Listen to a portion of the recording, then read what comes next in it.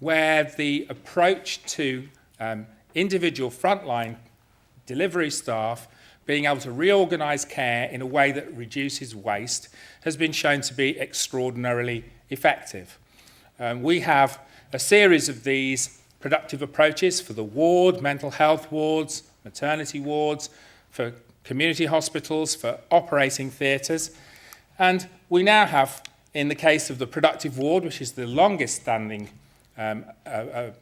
aspect of this approach, we have just over 50% of hospital wards in England have adopted this approach, which was launched 2 years ago. So a rapid pace of spread and adoption of an aspect of good practice. This isn't everybody doing what the Institute tells them to do. This is people being able to use a tool which they locally can use in order to improve care for their patients in the way that suits their patients best. And the typical results show an increase in the proportion of time available for direct patient care of 20%. If you reinvest that time in the right clinical procedures, you can get better patient safety, better patient experience, and better outcomes.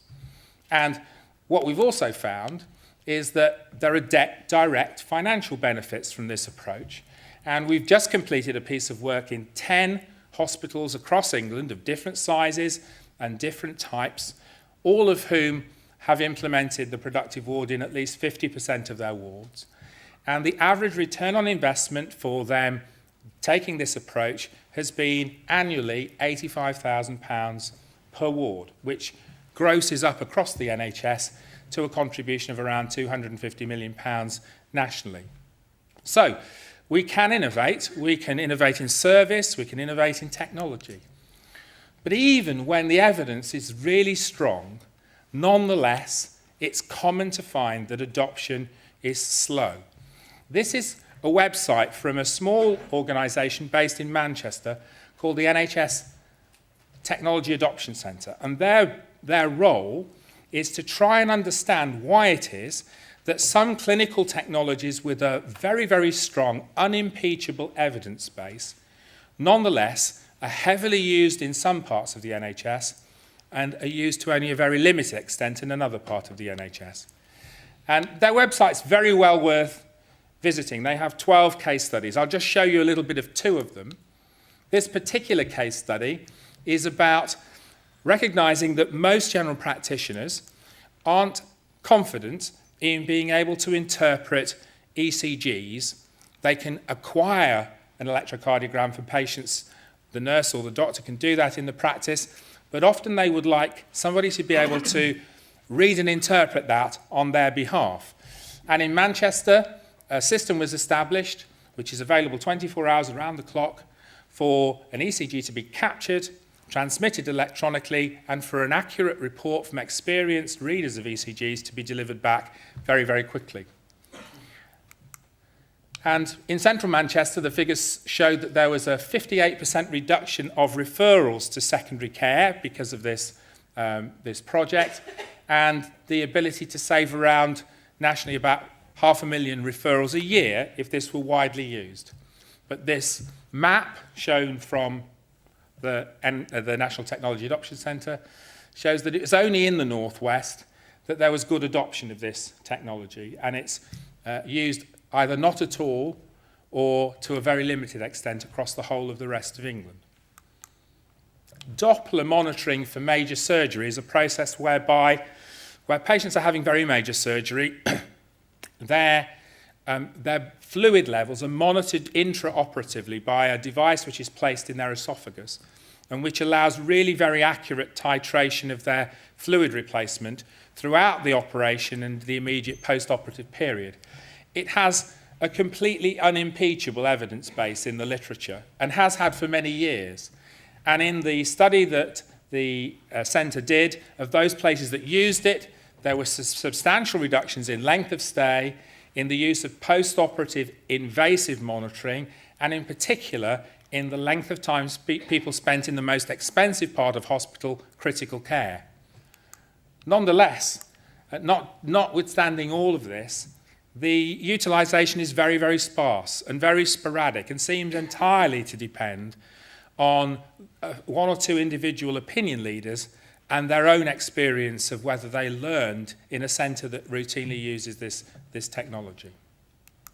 Now, what are we going to do to try and overcome this adoption issue? Well, in the Institute, we've been working with organisations over the last 5 years to try and understand what the dimensions are of a culture which is more conducive to innovation.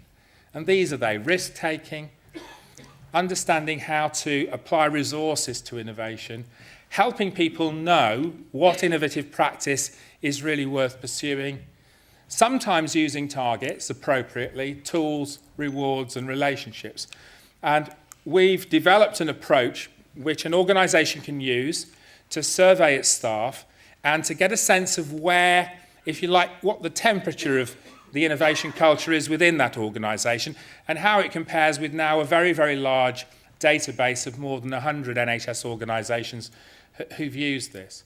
And more importantly, we're then able to help organisations and the leaders of organisations take steps to try and improve the innovation culture in their organisation. So, for example, in relation to risk, of course, we want an NHS that's safe. But if we always adopt an appetite to risk which is universally risk-averse, then we won't encourage the innovators within our practice to be able to take forward new ideas.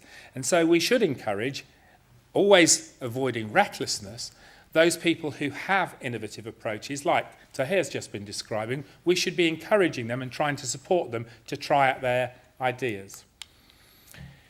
We can find all sorts of ways of bringing unconventional resources to bear on innovation. For example, most organisations have a large number of students of different types. Many of those will need, as part of their training, for example, to be able to carry out some research or audit. Let's get them involved in helping that organisation look how it can become more innovative. There is quite a large innovation fund launched by the previous government, but still available across the strategic health authorities to support people who've got ideas that they want to take forward. We need to help encourage organisations to adopt what I would call a steal with pride approach, to recognise that it's just as important to find an innovation that's been successful somewhere else and adopt or adapt it to one's own setting as it is to be the first inventor. And we need to be careful that in the way we talk within the NHS, we don't talk down the fact that it's inevitable, if one's operating in an innovative way, that some attempts to do things, some ways of trying things out won't always work. That if we only ever back innovations which always succeed, then realistically we're not actually operating in an innovative way. And yet we have a bit of a gallows humour in the NHS about how we describe projects that haven't worked. And then finally, something we've been trying to advocate and work on for a long time.